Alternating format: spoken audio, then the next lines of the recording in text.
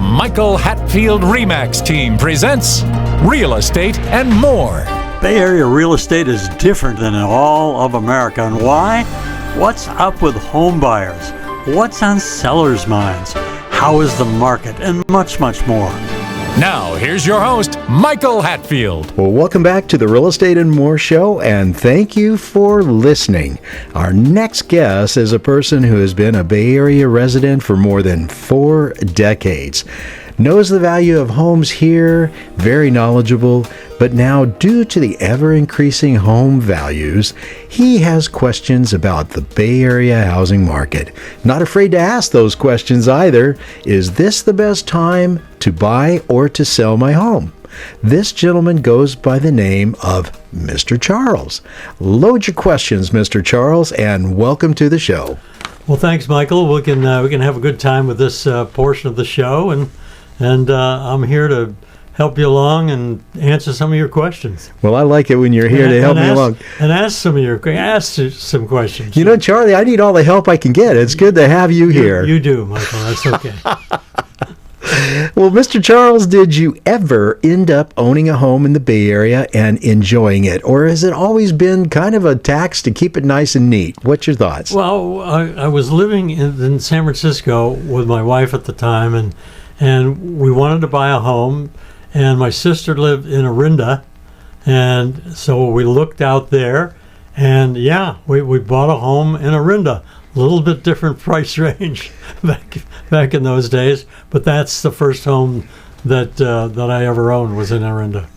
Did you have any children that you raised in the East Bay at all? Yeah, not when we moved, but that's where my 2 sons were born, in Orinda, and we grew up there, and and that's kind of where it all started. And of course, I still live in the East Bay. So you're in essence a Bay Area native, a person that has been here so long that he's domiciled here and he wears the brand of the San Francisco Bay Area. Well, that's probably true. I know a lot more about it than anywhere else, and I'm just happy to be here, for heaven's sakes. Back in the day, did you feel like you and your lady paid a lot for your home when you bought it? Oh, we did. I mean, it was a staggering amount.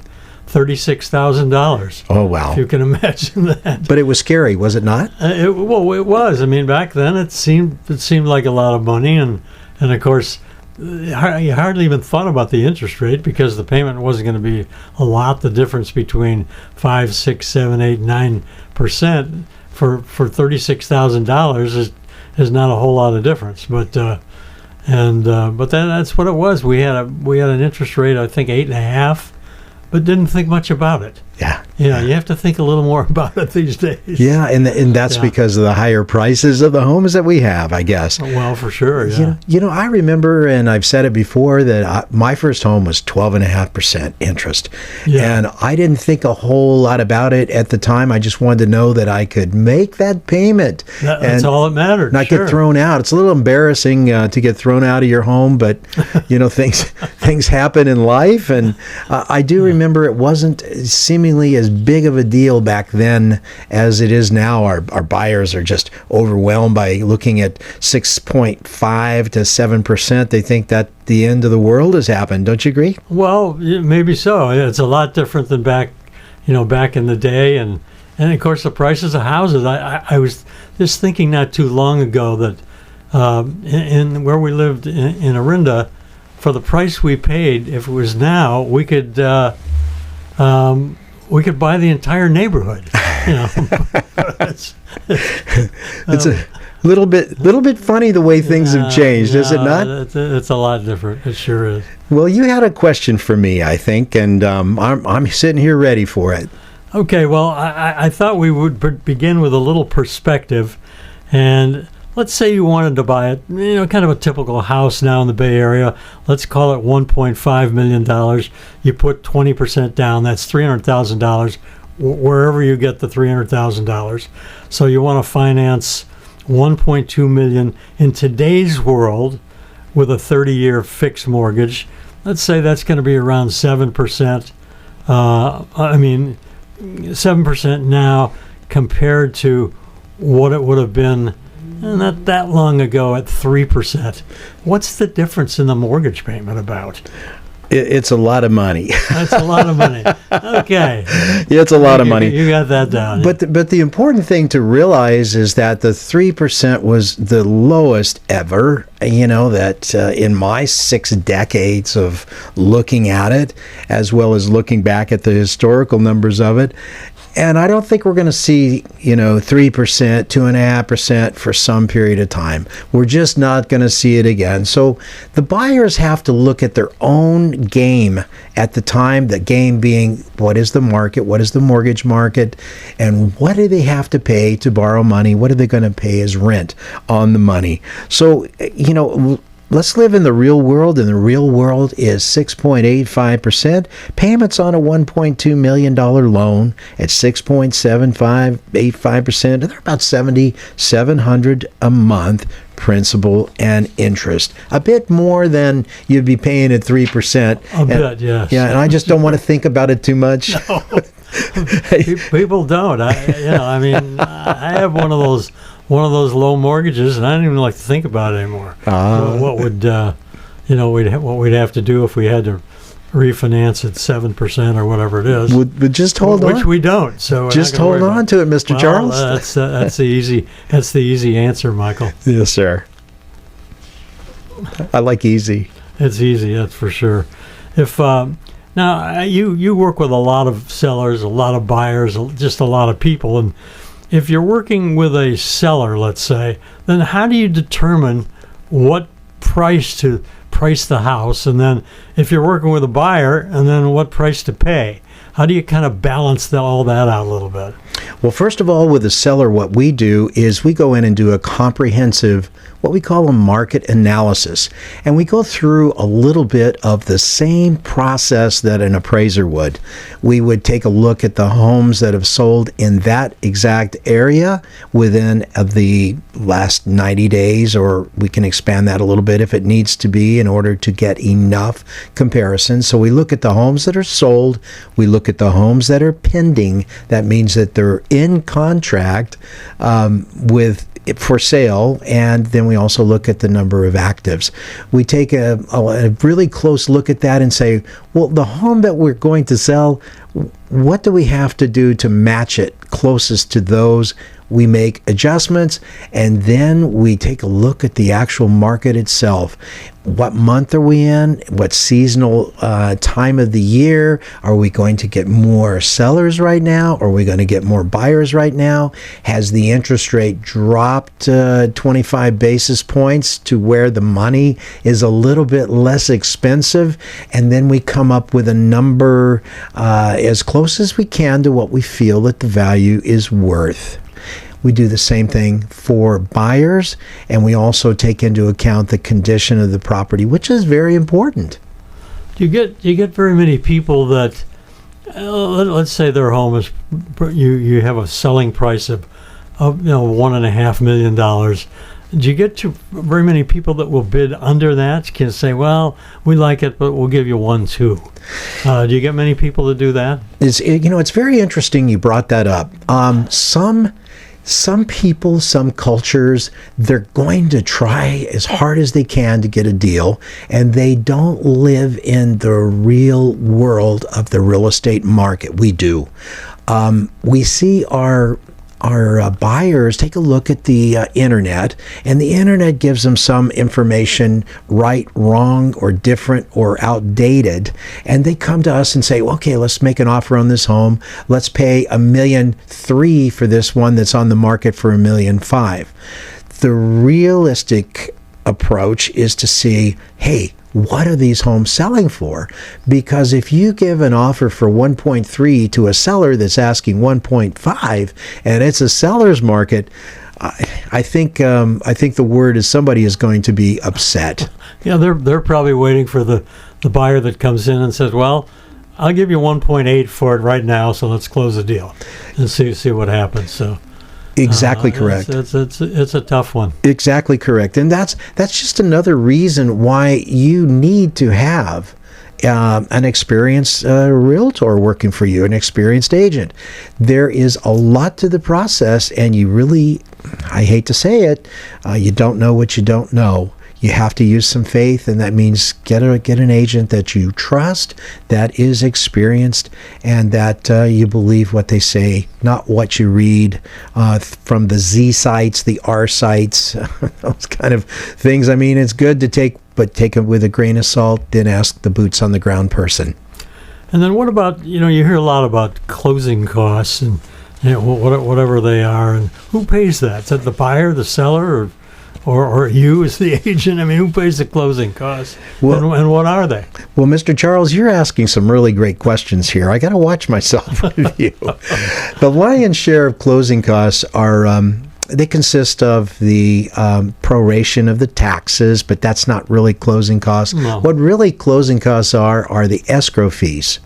And escrow fees and the title insurance, the miscellaneous costs of couriers, this kind of thing is what's included. When you look at a closing statement, you will see, that the compensation to the agents on both sides is included on the seller's closing statement. On the buyer's statement, you don't see that at all.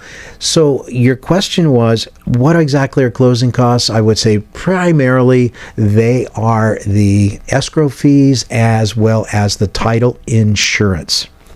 Okay. And I remember a long time ago, there used to be contingencies. You walk into some home and say, I really like this home, but I want you to just fix up the bathroom.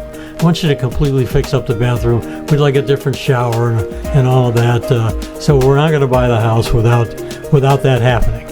And how much of that do you get these days? We're going to take a short break. We'll be right back. Welcome to the Real Estate Minute with RE/MAX expert Michael Hatfield. Michael, what traits should we look for in selecting an agent? Look for a deal maker with a positive attitude who will work tirelessly for you. An agent who is adept in multiple offer situations, drafting contracts, marketing and advertising a client's home, is familiar with multiple cultures, experienced in mortgage financing, inspections, and escrow, is a huge asset to his client. What can you do as a plus for clients? Your agent is your eyes and your ears, one who works behind the scenes on your behalf, a great attitude, working well with others, and keeping clients' priorities number one is a given for us. Call 925-322-7775 now to schedule an appointment or complimentary home analysis. For excellence in real estate, call the Michael Hatfield RE/MAX team at 925-322-7775 or go to michaelhatfieldhomes.com. Now let's get back to Real Estate and More with your host, Michael Hatfield. We don't get a lot of it from buyers because buyers that are smart, that we represent, recognize that at this moment we are in a seller's market. The last buyers that we represented, there were 11 offers. We were fortunate to win that offer. That's another reason you could use an experienced agent in this market. But they don't ask for more than what is realistic as buyers. Where sellers, they know where the market is, and the buyers know where the market is. So you want to go about getting that deal put together over and above the other 10 offers that come in. Yeah, so you wouldn't get somebody that says, I'll buy this house, but you need to put a new roof on it. Yeah. So. Well, sometimes what they will do is that if the home looks like it's going to go for, let's just use your number, $1.5 million, they'll say, oh, this home needs a new roof. The seller may be sympathetic, increase your sales price to cover a portion of that, and make that well known through your agent to go to the other agent, to go to you as the seller, and then you can participate in something like that makes sense. But in a seller's market, sellers don't want to do what they would do like back in 2008 when there were tons and tons of homes around. Back then it was different. That was a buyer's market. Okay, so the situation today is then there's just not a whole lot of contingencies to get into because you feel the person behind you is not going to have that contingency, and you're just not going to buy the house. So, Interesting when you say contingencies. For a buyer and seller, and in the contract, the actual residential purchase agreement is an as-is agreement. It's 16 pages, just the basic agreement alone, and it has 3 contingencies in there, 3 basic contingencies, and meaning that in times where the buyer might want to ask for those contingencies, certainly in this time right now, they may not want to ask for them, and they may want to take the risk of releasing their contingencies. Those contingencies are: 1, investigations. That means that the buyer wants to take a look at everything that they can, such as a pest report, such as a home report, such as something like a roof report, and if it has a pool inspection. There's a few other ones that can become contingencies underneath that term investigations contingencies clause. And lately we see buyers that are offering that have seen the reports because the seller's smart enough to put those reports out there ahead of time and have them done. And they will go in without that contingency. Second one is an appraisal contingency, because if the appraisal doesn't come in at the value of the contract, the buyer will have to come up with a little more cash to put into equity to make the deal work. That's the appraisal contingency. The last contingency is the loan contingency. What happens? You get down the road, the bank says, hey, Mr. Charles, I don't want to loan you that money. Your hair is gray and we don't like you today, and it doesn't go. And then you can remove yourself from the contract and not lose part of your earnest money deposit. That earnest money deposit usually is put into escrow within about 3 days of the time that you agree to a contract. Okay, if you were representing a buyer, is it a good idea to stage a home, and what does that mean? I mean, what all do you do, and how much could that cost? Well, staging a home is something I would say, always do. I could always say always, because then something will come up and we don't. But a normal home that's in decent shape, we definitely want to stage.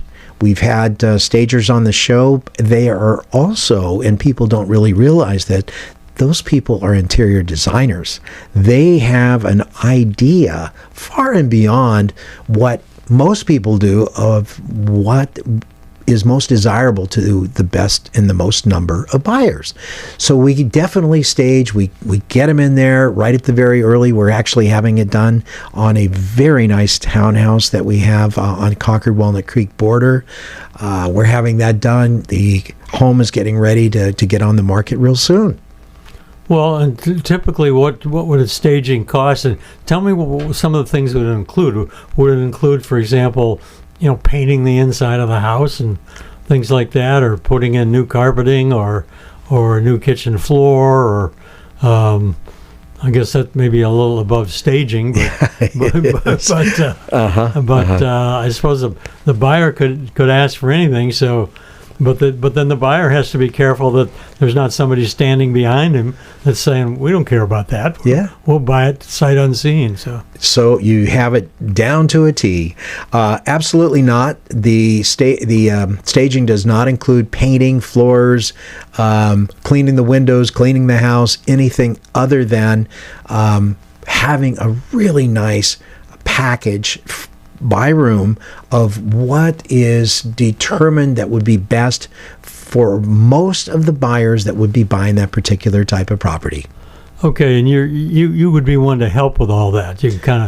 You sort of know what people are like, and you figure out all their furniture has to go out or not. Other furniture comes in, and there could be some other things that you suggest, and so it's not one size fits all for this. Absolutely not. And the level of improvements that you need to make in order to make the home palatable before you add the staging is absolutely the biggest part of what we do as agents. We see the property and say, well, this thing needs to be his house needs to be torn down and build Start another over. one, Yeah, and then start here's over. what the value will be. No, I'm kind of pulling your chain on that one, but in essence, we take a look at it, and we have one now in Pleasant Hill that we just went through and inspected.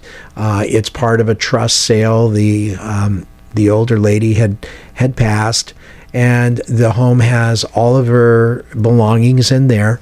What we do is we have people that can help with this. We have the contents and the personal belongings removed and taken away to storage or to an heir or beneficiary's home or to your house, even. Huh? not my house. And then once they've done that, then we make a recommendation. Do we do the floors and the painting, the landscaping, and then do we go into a deeper? Do we do something that is more extensive? Well, that's one of the things about being an experienced realtor. It sounds simple, but what you're doing is you're constantly keeping an eye on the real estate market in that area that's fluctuating. And in this area, I wouldn't call it a glass ceiling, but there's a number that you do not want to go above when you list the home. If you do, then you're likely to have it sit on the market for more days than you would like. And that's nobody's joy, having it sit on the market and not be sold.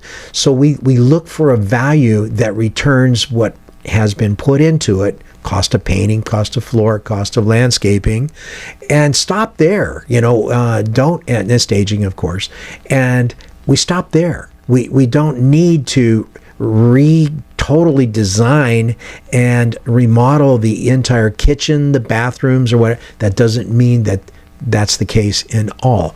It's not one size fits all. It's every property that we go to that we need to take a look at that and decide what to do. Well, that's a tough call if you get some realtor that doesn't know what to do. I mean, you've been in this business a long time. You can probably walk into a house and kind of look around and say, all right, well, if we're going to sell this house, I've got it figured out in my mind, what we're going to do. We're going to do this, we're going to do that, and this and that, and so forth.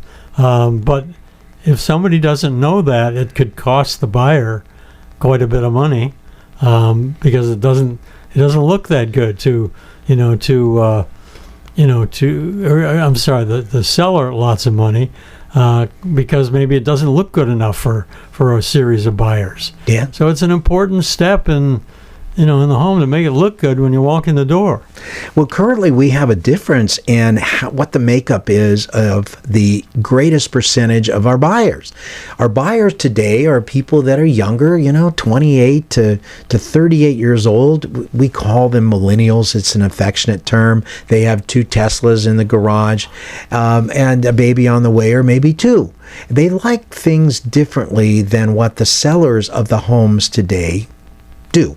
So they're looking for homes, and they're really focusing on this interest rate, which I've advised against, making that's the paramount priority. And then we've got the sellers that are of retirement age. These are the people that have, like you, 3% mortgage or paid off, and where am I going to go? So they hold on to the home. The mortgage interest rates yet have not come down to really activate all of the millennial buyers. So we have this seller's market equilibrium. Yeah, no, it's really kind of crazy, but this is where we are. It's a tough call. I mean, and you're right. If somebody's sitting in a house that's worth X amount of dollars, and they have a 3% mortgage, or even less in some cases, I mean, that's a tough call to move out. Where are you going to go and get anything like that? But you may have some specific reason to go there. Maybe you need to go to a care facility or something. But it's a tough call to just pack up and move to another house when you're sitting on a 2.5% or 3% mortgage. Oh, you got that's unless you're moving somewhere. I don't know. I can't think of a reason to do that. but unless you have some crazy reason to do that. So, people will hang on to it.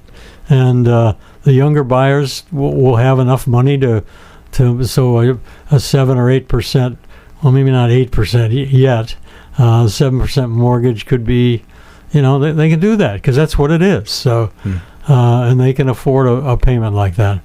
So I think one of your questions that we talked about before we went on the air was, is it a time to buy or is it a time to sell? You know what? I think it's both. I think that in the San Francisco Bay Area, we are going to continue to see growth, and especially increases in property value, home value. In March, as an example, the home values versus March of last year, they actually went up 10.3% for California alone. Well, okay. And then, the other thing I was going to ask you too is you do hear a lot of radio and TV ads that say, we want to buy your house in any condition. We don't care if it's falling apart, if there's tenants in there that aren't paying their rent, whatever it is, we'll buy it. You don't have to do anything. Don't worry about a thing. So how does that work? Is that going to be a problem? Does anybody do that? Not too many people. I'm not saying don't entertain a look at it, but again, what they proposing, I just think that it's best to vet your home on the market, or at least be in a position to where people that you're discussing that want to buy your home are people that you trust. And with this type of operation, I think that a lot of people end up receiving less in proceeds as a seller than what they would by using a full service real estate professional. Well, I guess if they're in a situation where, look, they just have to get out of there, they're moving to France or whatever it might be, and they just don't care that much about it. The place could not be good, but they don't care. So they just want to get out of there, and so the idea of somebody coming in there and just doing it, they don't have to do anything at all, may appeal to them. Certainly, probably not most people, but I guess that could happen. It could happen. Who's to know what is in the seller's mind or in the buyer's mind? Our job as real estate professionals is to get the maximum amount of proceeds for the seller, and for the buyer, keep as many of those coins in the piggy bank as possible. That is our job. Simple enough. Absolutely. Yeah. Mr. Charles, in summary, have you gleaned anything from today and being a resident for the last 150 years? No, I'm sorry. That's what it feels like. What words of wisdom would you like to say to our listeners? Well, owning a home is certainly a lot of fun, and if you can do it, fine. But I think you really have to, know what you need, how much money you have to spend. But you have to, talk with a realtor that knows where to go in the Bay Area. If you've lived around the Bay Area for a long time, you may have some ideas, but you need some help. You just can't do this yourself unless you just like to do that and you don't care much about money. But if you want to get the best value, they've got to find somebody like you that can help them get there. Yeah, that doesn't mean that they have to use us. It just find someone that is experienced in this. When you get into an airliner, you don't want to sit down and start telling the captain and the crew how to fly that machine. That's taken years and years of training to get to that point. Don't let people fool you and say, oh, the airplane flies itself. Yeah, it flies itself on the mundane actions of the flight, but you need those human talents to take over when things don't go right. So if you're buying or selling a home, one of life's largest investments, it can be either a struggle or can be a joy-filled occasion. When we buy a home, buyers struggle a little with the things needed to make it their own, the payments, the upkeep, and when sellers, they struggle to make the home attractive to buyers so that they receive the most amount of proceeds from the sale. Makes sense. Thank you for your questions today regarding is this the best time or the best time to sell or buy, and for being on the show, Mr. Charles. You got it. It's a lot of fun, Michael. Oh, you're a great guy. You've been listening to the Real Estate and More Show. I'm your host, Michael Hatfield.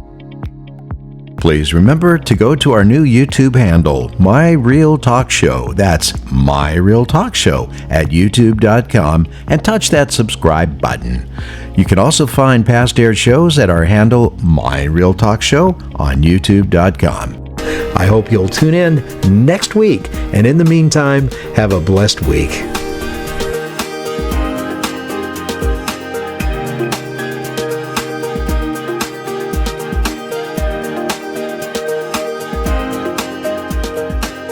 The views and opinions expressed are based on current economic and market conditions and are subject to change. Information on the show provided for illustrator purposes only and does not constitute professional or legal advice. Information from sources deemed reliable, but accuracy and completeness not guaranteed.